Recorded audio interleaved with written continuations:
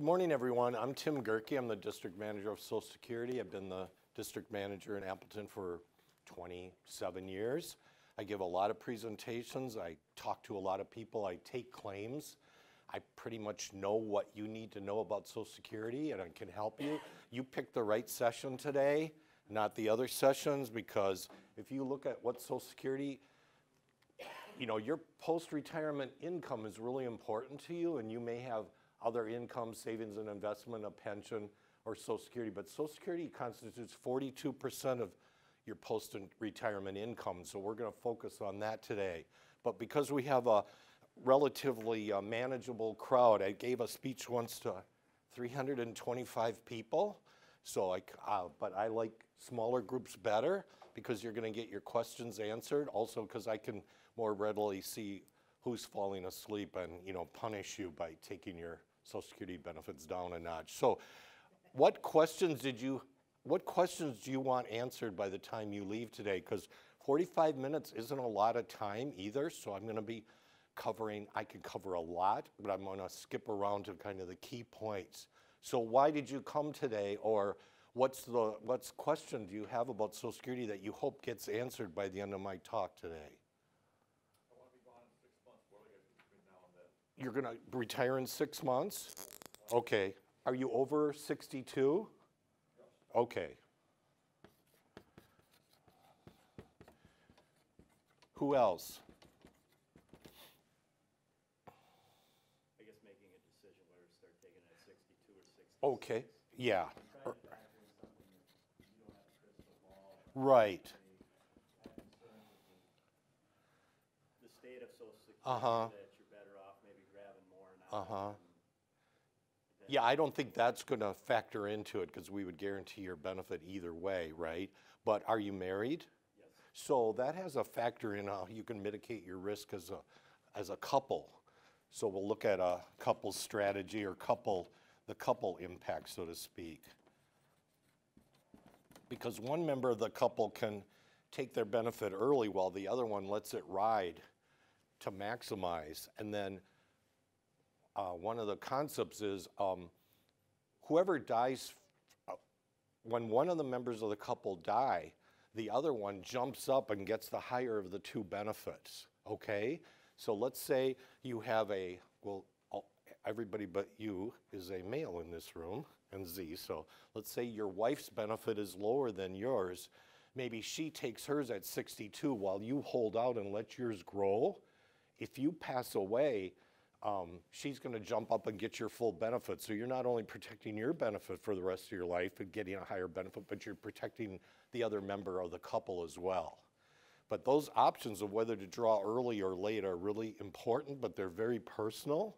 We don't have a kind of a thing that we offer you other than the information.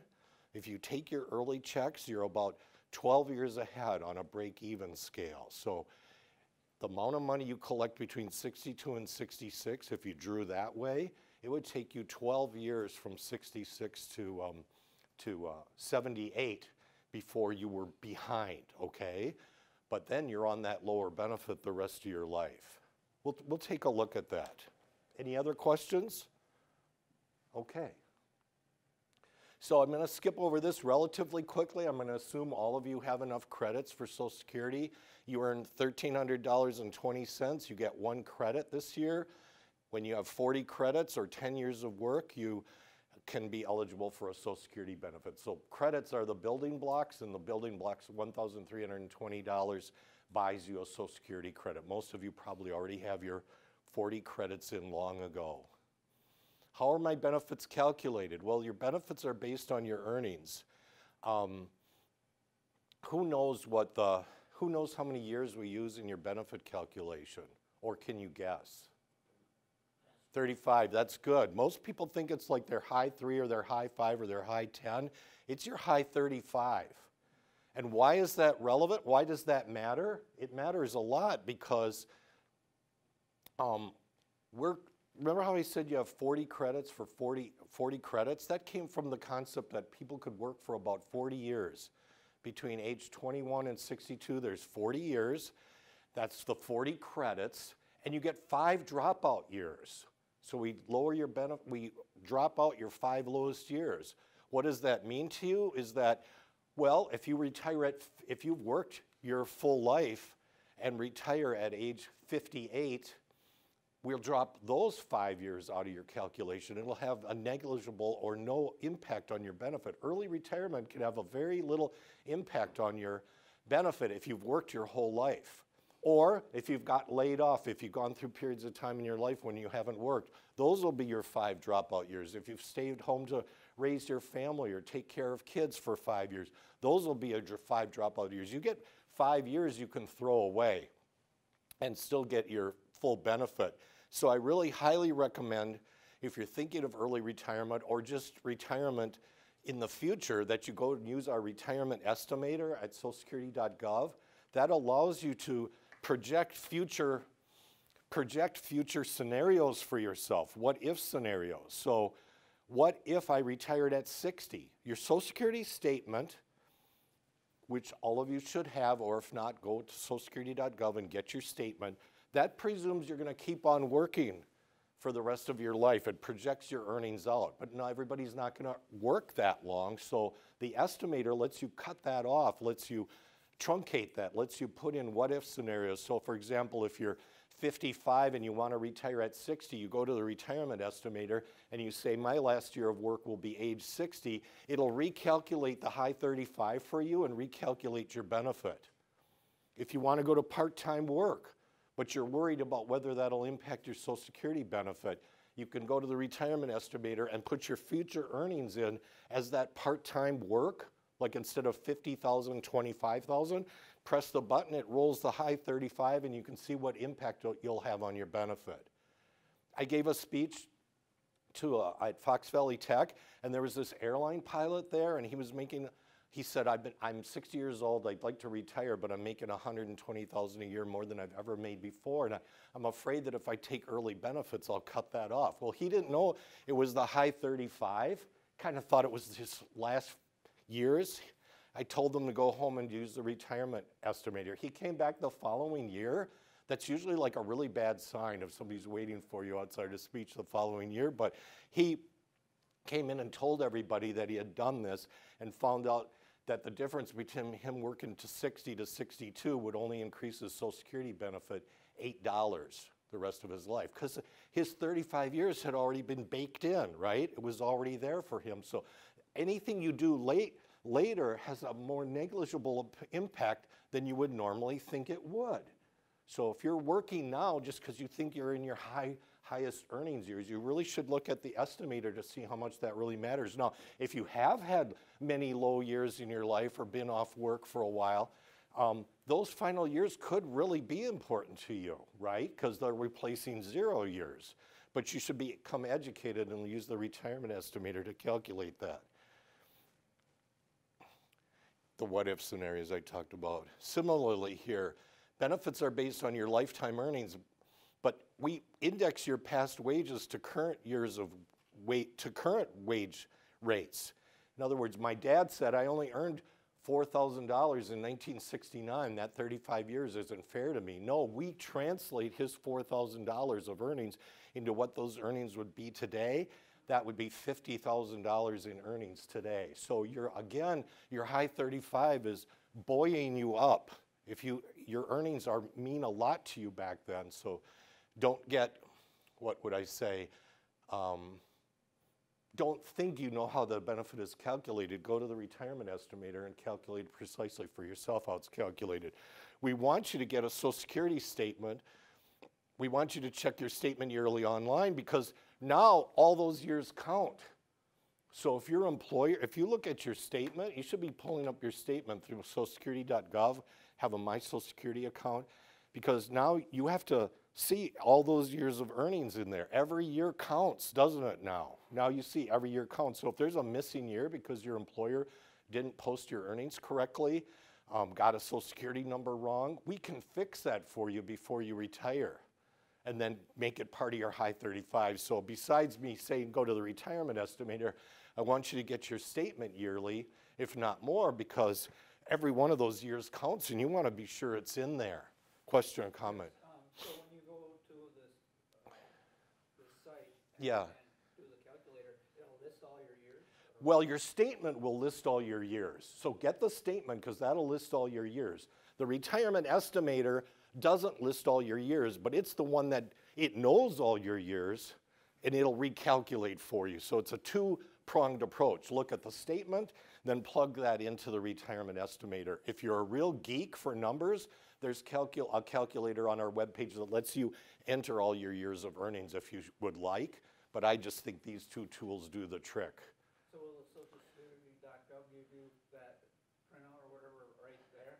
Yes, you can, at socialsecurity.gov, there's a section called My Social Security, and you just open a My Social Security account, and once you open that, you'll have to answer some questions like, mortgage, you know, my first mortgage was with whatever. So if you get tripped up by those tricky credit questions, you can just drop by our office. We have kiosks and we'll enroll you there. So we'll help you. All you really need is a driver's license and come to our office and we'll get you the account. Most people get it at home though and have no problems, so try that. Then you get the statement. You can look at that statement every day and that'll show all your years of earnings. Then there's a retirement estimator right next to it that lets you put what-if scenarios in. So your statement is projecting out your benefit as if you continued to work, because it's for 30-year-olds, 40-year-olds, anybody, and it's going to project it out. But if you want to change your calculation there, you just do the retirement estimate and tell it, put a different retirement year in there. The reason you have to check for that is you do not want to be, is that many people don't, and their benefits are reduced because they're missing earnings and their employer doesn't exist anymore, and we can't fix that. Go ahead. Of course, it works 4 months into the next year. Is that 4 months, 2/3 of the year, that's going to lower it? No, it'll never lower it because we'll always do your high 35. We'll always do your high 35, a rolling high 35. You can never go down, okay? Just because that's not fair. So it'll never go down. And in fact, if you keep working though, you get a rolling high 35. So let's say you want to keep working into your 70s. If one of those years replaces a low year from when you were 25, we'll recalculate your benefit, okay? So it's a rolling 35. If you retire at 60 and don't start collecting until 65, It won't, those 5 years? those will be your dropout. They won't go, well, they'll be 0 years, but they won't count in your calculation. We'll use your other 35. So you're not going to lower your benefit by quitting early. But again, I go back to the estimator, which you actually don't even have to have a My Social Security account to access that estimator. So I play with the estimator when I'm thinking about early retirement or later retirement. You just put in that you're going to stop work at 60 and you'll see what your benefit will be, and it won't go down because we're not adding more 0 years in. We've already got your high 35. So you can't go wrong by retiring early in terms of, I mean, there's reasons not to retire early, but in terms of the Social Security calculation, that's not going to hurt you. I took a claim from a guy in Chicago when I started out with Social Security. I started out in Chicago, and I took a claim from this guy. This is the guy you don't want to be, okay? I said, do you have your Social Security card with you? And he said, no, I got something better than that. And I said, what's that? And he rolled up his sleeve and said, in the Navy in World War II, I had my number tattooed on my arm. He slams it down on the desk. He said, I've shown my employers this for 40 years. If it's good enough for them, it's good enough for the government. So I looked at his tattoo number and I looked at my screen and like, what do you think? He had tattooed the wrong number on his arm. He had transposed these 2 digits right here. He had 40 years of 0 earnings. He had no earnings in his Social Security record. Every employer had dutifully reported it under his tattoo number, and that goes to Social Security, and we go, we don't know who you are. It bounces out into the suspense fund. He wasn't so cocky then, okay? So I actually I went to the suspense file. It took me 6 months. That was back in a paper era, Z. It took me 6 months to get all his credits found. I found all his employers, and I found them all under the tattoo number, and I transposed them and gave him back his benefits, okay? But he should have been looking at his statement, okay? And really the only downside for him is, you know, due to evidentiary standards, I had to cut off his arm and staple it in the file for proof, all right? So you don't want to be that guy, check your statement, do the benefit calculator, you're good to go. That is what brings meaning to the high 35. Let the high 35 work for you rather than work against you. Be like the airline pilot who quit early because he realized he was working for relatively little. By the way, the FICA tax that he would have paid on those earnings, he would have been paying about $8,000 a year in FICA tax. He'd have to be 144 years old before the $8 benefit drop that he saw would recoup all his FICA tax. Again, not pushing early retirement, because I'm not going to retire early, and there's a lot of advantages to retiring late, but just know the facts, right? Not the rumors that you hear. Create your own personal My Social Security account. That's your portal into all this retirement planning literacy tools we have. Okay, that's the My Social Security. Does anybody have a My Social Security account? Okay. Was it easy to do?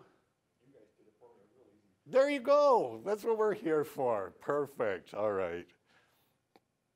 Here's kind of addressing your question in a roundabout way. You get to choose between age 62 and age 70 when you draw your benefit. Now, this is a relatively low benefit, $1,000. Probably most of you have a higher benefit than that, but it lets the math be seen a little bit clearer. If you have the choice of taking your benefits at age 62, which is a 25% reduction from your full retirement age, or delaying them until age 70. If you go till age 70, we'll add 8% per year onto your benefit. We'll give you an 8% guaranteed annuitized rate of return for doing nothing. So if you have other resources and want to draw down your 401k, or if you have a pension or some other payout like that, the reason people delay is they like the 8% per year guaranteed rate of return on that. So you really have to think of, another really crucial thing for this early versus late decision is benefits are reduced by month, not by year. So a lot of people think if I just can make it to 63, my benefit will be higher. No, 63 is about 0.5% higher than 62 in 11 months, all right? So it's slivered down 0.5% per month. So every year here, your benefit increases 6% per year, but really 0.5% per month. From here on, it increases 8%. This is kind of what I was talking about. Social Security doesn't endorse or encourage certain strategies, but we see them. So this would be, let's say that you were a member of a couple and one of you decided to take theirs at 62 and it was $750. The other one waits till age 70, jumps it to $1,320. Probably for a number of you, it would be more like $2,000 to $3,000 is what that can grow to. If this person dies tomorrow, they lost all this money, didn't they? That's the trade-off. I mean, you got many years of money you gave up. But if you're married, that full retirement benefit plus the delayed retirement credits goes back to your spouse. They jump up from whatever benefit they took and take the higher benefit the rest of their life. So it somewhat mitigates the risk of you drawing it. Similarly, longevity. If you have to consider your health, your longevity, other income. These are the trade-offs to think about. If people in your family live until their 90s, this is attractive to wait for that because it's a guaranteed, it will never run out. Your 401k might run out, but the Social Security benefit's never going to run out. So that's why people who wait to keep it higher, they like that stable, constant income at the highest level.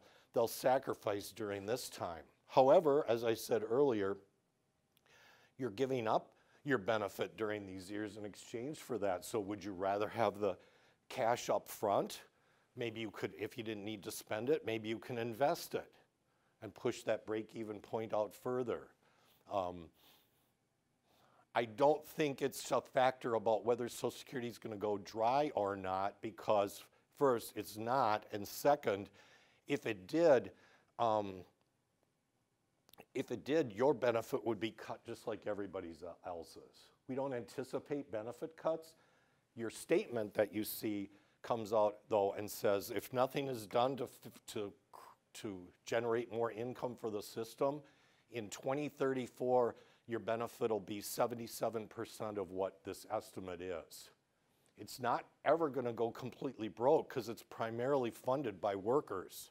It's not funded by the trust funds. They're out there to cushion it, but most of the money coming in is coming in from our kids or the younger workers or you yourself right now. So even if the trust funds went completely away in 2034 and nothing was done to fix the system, you'd still have 77% of your benefits chugging along from all the workers paying in.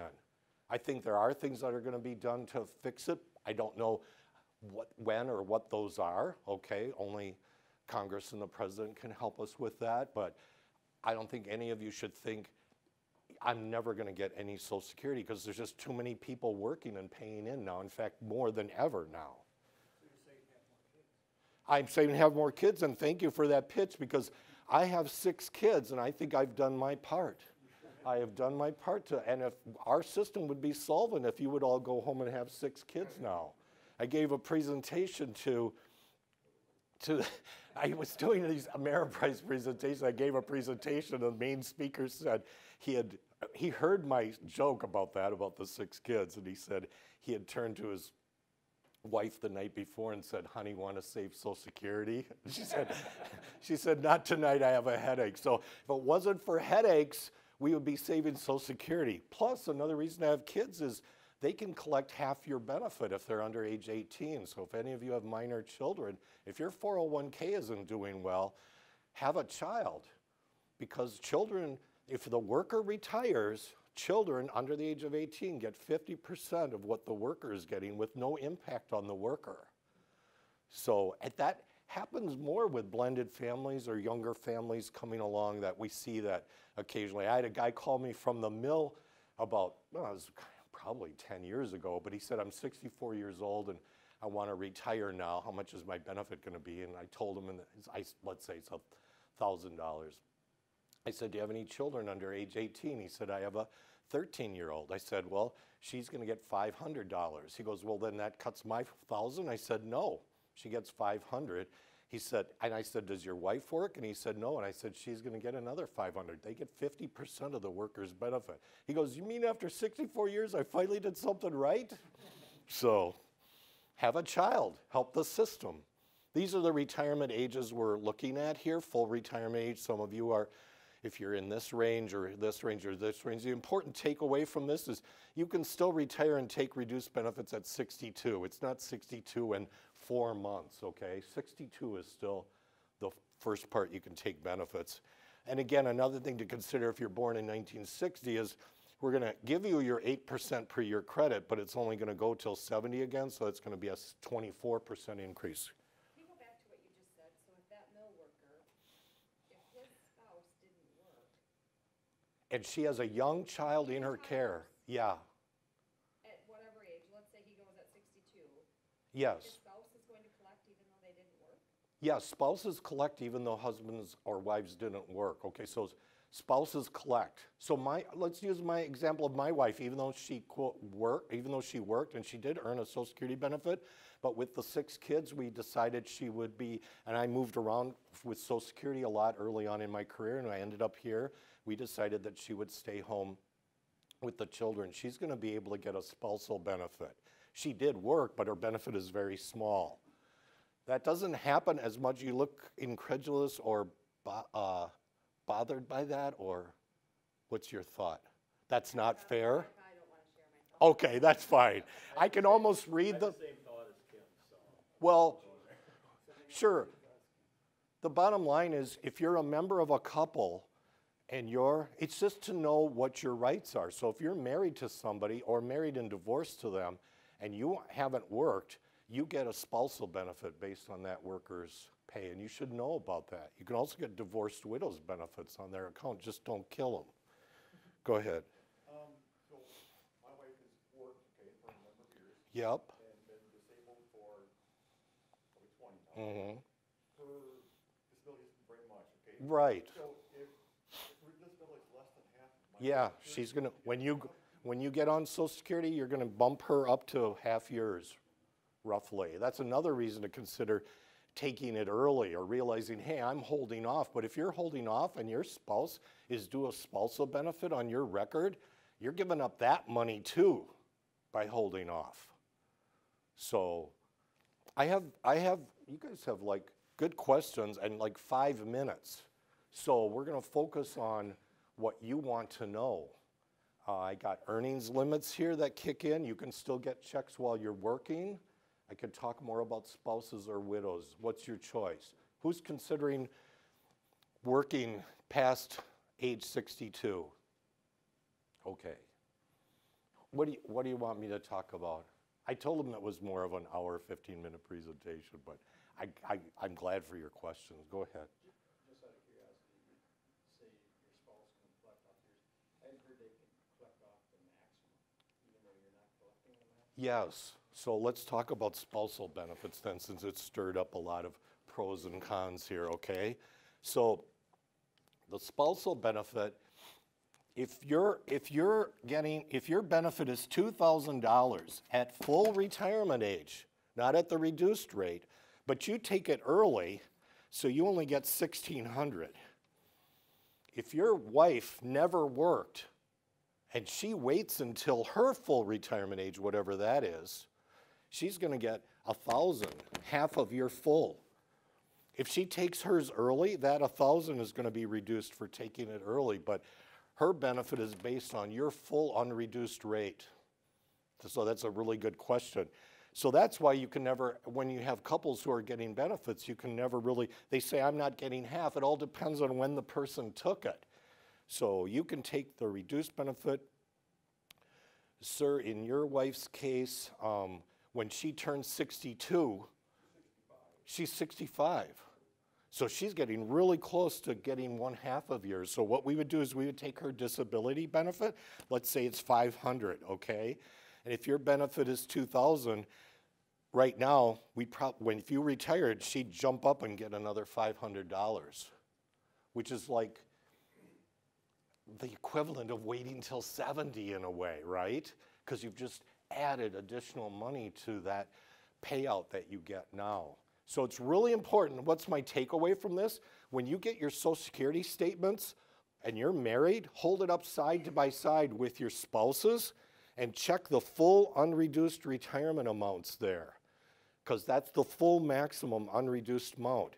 If one of yours is less than half the others, there's going to be a spousal benefit payable there. Most people, we have very few spouses that get benefits anymore because most couples are working together and one has more than half the other, and then they're better off on their own. There's no couples limit. So you look at that 1/2. If my wife's is $1,200 and mine is $2,000, she's not going to get a spouse's benefit because she's over 1/2 of mine. If mine is $2,000 and my wife's $500, going to get a spousal benefit. So the final thing on that as well is widow's benefits. So I'm going to skip to that. That's an example of the earnings test. This is the 1/2 of your spouses. I think she printed out, she said she was going to provide this in the packets, the PowerPoint, I believe. It's brown colored sheets. Perfect, thank you. So if you miss this or want to study this a little bit more about your spousal benefits, that's in there. Also, this Understanding Social Security, this is an outstanding booklet that explains and talks about virtually everything that I'm talking about today. Now, this same thing for spousal is the marriage must have lasted 10 years or longer if you're divorced. If you're married, you only have to be married for a year. But if you're divorced, these same spousal benefits are potentially there if the marriage lasted more than 10 years. Widows, you can start at age 60 if you're widowed. And if you're widowed, the survivor gets to choose between taking their own retirement benefit at the reduced rate and leaving their widow's pension higher to draw later, or taking their retirement benefit, taking the widow's benefit at the reduced rate and letting their own grow till age 70. Divorced widows qualify for this too. If you're a widow, don't get remarried before age 60 because then you can't collect widow's benefits. So we actually have widows who call our office and have their weddings.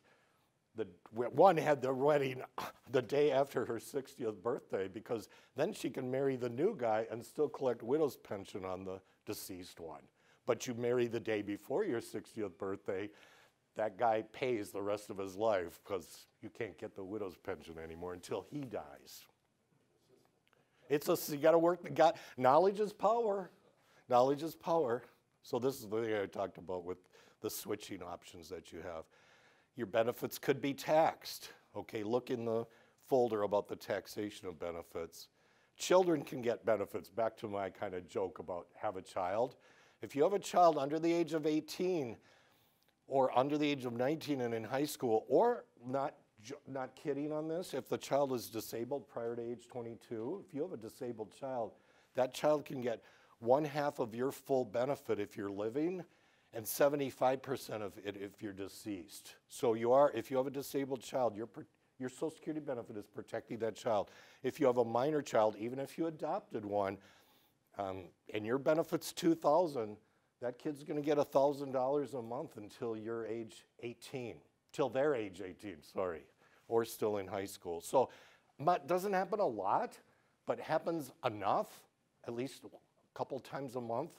People are surprised by this answer at our office. So, and none of these entitlements of spouses or widows or children affect the parent's own benefit. Disability, Part A, Part B. Anybody working past 65 here? Okay, you all gonna retire before 65? What if you would get another job after retiring for a couple years? And You're over 65. there's no earnings limit once you hit 66, okay? I skipped over the earnings limit screen, but you can earn as much as you want when you're 66 and still get all your Social Security. So there's no earnings limit in terms of like, you're not retired yet. Also, if you get a job after 66, we're gonna start rolling that into your high 35 again, seeing if it's higher than your benefits before. Right now, if you're working and covered under a group health plan at age 65, you don't have to take your Part B benefit, okay? Part A is free, Part B costs, but if you're under a group health plan at work or your spouse's, you don't have to take Part B until the spouse quits working or you quit working, then you can. Did that answer your question, or you're talking about going back to work? 62, take a year off, then go back to work. Okay, I'll back up to that then. We'll end with that. Because that's a really very unknown issue from people, so we'll end with that. The earnings limit. Here. If you're under the full retirement age, you can earn $17,640 a year and still get all your checks. So if you picked up a job that was $17,000, you're fine. But what if you go over that? Or what if you're working at 62? What we want you to do is check with us to see if we owe you more than you owe us, and I'll explain that. If you go over $17,640, we're going to hold back $1 for every 2 that you go over. All right? And I'll explain that that's not a bad deal, as is usually portrayed in the financial press. It's always like you're going to lose money if you work too much. You really don't, but I'll explain that in a moment. Let's jump to those of you who are continuing to work at your full retirement age. In the year in which you turn full retirement age, if you don't earn $46,920 by the full retirement age month, you're considered fully retired all year, and we can start paying you in January of that year. So this limit goes way up the year you hit your full retirement age, and we don't count any earnings, and this is only earnings from work. We don't count any earnings once you hit your full retirement age month thereon against you. We want you to work, so you go ahead and work, and you can still draw your Social Security. We won't cut it back. So only earnings from work count in this limit, not your 401k, not your pension, not your other savings, just your work earnings. But let's say you went over that limit, all right? That's not a bad deal because we have to hold back some of your checks because you went over the limit. But every check we hold back because you went over the limit, when you hit your full retirement age, we'll recalculate your benefit as if you came in a month later, a month later, a month later. So you're bumping up your benefit for every month we have to hold it back and penalize you, so to speak. You get it back, so to speak, at full retirement age, because if you didn't get 6 checks, then we'd bump your benefit up 6 months later. So this example shows how somebody earning $37,000 and is age 62 or over could actually potentially be drawing Social Security benefits now, because we subtract out the $17,640 that you're allowed to earn. That leaves $20,000 over the limit, right? We have to hold back $1 for every 2 that you go over, so we have to hold back $10,000. If your monthly check's $1,000, we'll hold back 10 checks till October, and then we'll pay you November and December. So all of you who are thinking of retiring later in the year or mid-year, you should contact us by January of that calendar year, because we may be able to pay you even before your retirement, because we're going to just use this earnings limit. We'll go over that with you, but don't. Let's say that somebody's going to retire in March and earn $17,000. If they come in January, we can pay them in January because they're under the yearly limit. That's kind of how that works. Then at full retirement age, we credit and recalculate your benefit as if you started 10 months later because you didn't get 10 checks. So people that go back to work are always worried that they're ruining their Social Security. They're actually enhancing their Social Security because they may get partial checks for that year, and they are building up their lifetime benefit by not getting these checks. I'll wrap up with any questions since our time. Is the next presentation at, when do you guys got to go to your next presentation? 9:15. Oh, 9:15. So there's kind of time to, is there time for questions then? Is that what they built it in, or? Time to meander to the next class. So I will take general questions, and then afterwards, because my next session doesn't start for a while, I will either leave or take your personal questions. Go ahead. Based on like what you were just talking about, so if somebody's thinking about retiring, they can come in, make an appointment with you and say, what happens if I retire now? You will talk to them about that, especially somebody that's like 62 or 63. Yes. And then earlier you had mentioned that people have schemes, and you know it's a scheme, but you don't tell them what scheme. Well, scheme, we're not going to be a financial planner. We're not going to pick your options. We're just going to lay the numbers out for you. Yeah, so because we found that we don't know how old people are going to live to. We don't know what your other situation is. We're just going to show you the Social Security piece of it, and hopefully you then make a decision that's you're happy with.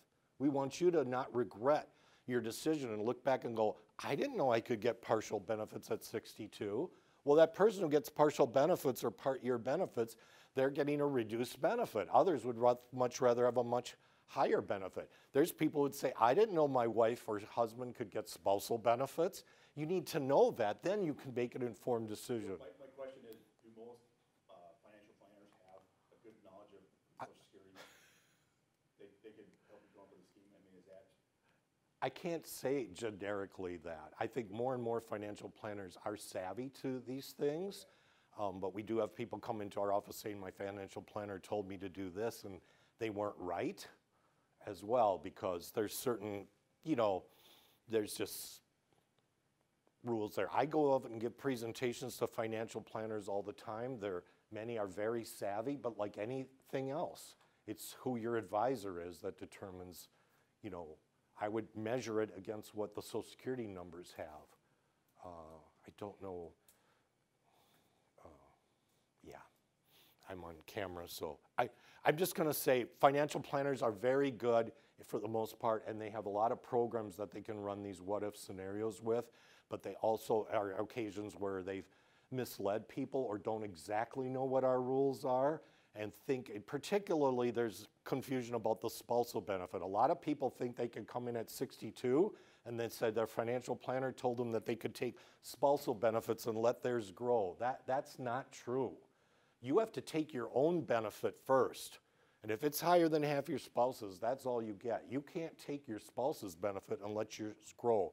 If you're born in 1950, where that misunderstanding comes from is if you're born in 1953 or earlier, and you wait till your full retirement age, you can take half of your spouse's benefit at your full retirement age and let yours grow.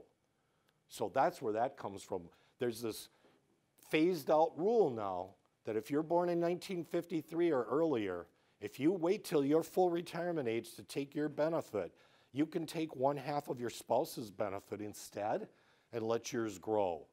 And I think that's where the spousal fog comes in, because people think, well, my spouse, I can take half of theirs. Not if you're born after 53, and not if you're taking it at 62. You got to take yours first. I don't know if that helped you or not. I guess it's a horse apiece as to the type of advice you get, but I do know many financial planners are very savvy about this and have programs that help you with your what-if scenarios. And all you have to do is cross-check that against what the Social Security numbers show you, then you should be good. We have some people come in with their financial planners. Could you talk a little bit more about the couples issue you talked about?